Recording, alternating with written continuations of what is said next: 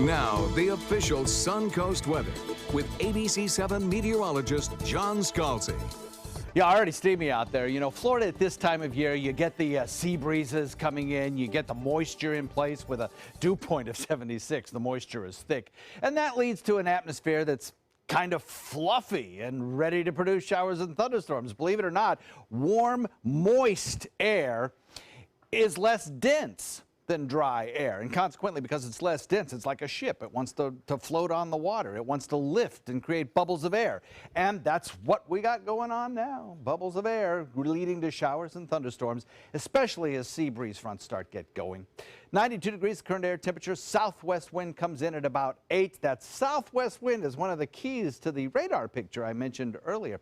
90 degrees in Tampa, Orlando, Fort Myers at 91, 92 Gainesville, Daytona. Further to the south around Miami area, 92 there as well. 90 in Miami, actually. 87 in Naples. And across our region, generally hovering around the 90-degree mark is pretty reasonable value for most everywhere. A couple of lower values where there have been some earlier showers and thunderstorms. Now here's the radar loop. Can you tell what's going on?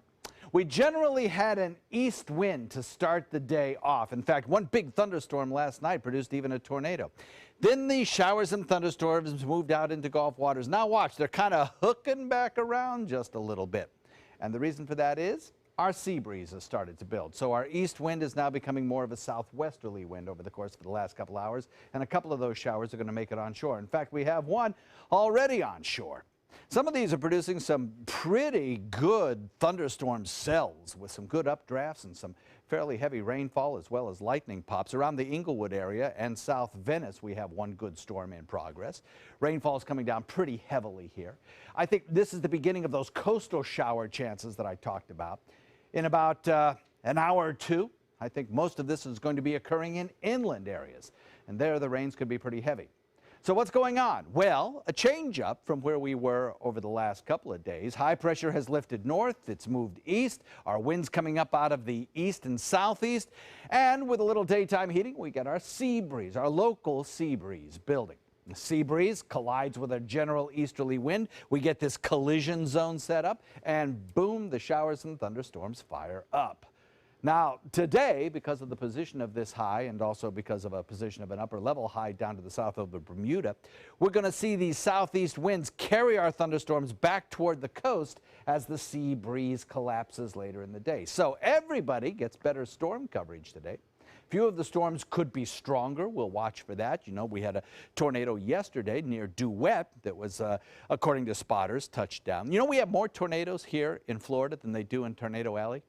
Yep, true, even though most of ours are very small.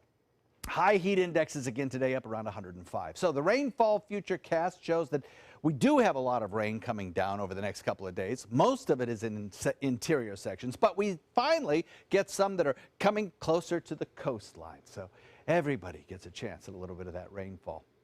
Look for a southwest wind at about 10 knots becoming northwest this evening. Some of the seas could be much higher in the vicinity of thunderstorms. Obviously, mariners, you know that. 40% chance of storminess today, building mostly inland, then drifting back toward the coast, but first a chance near the coast of a few scattered showers. And that's going to hold true for the next several days, Don.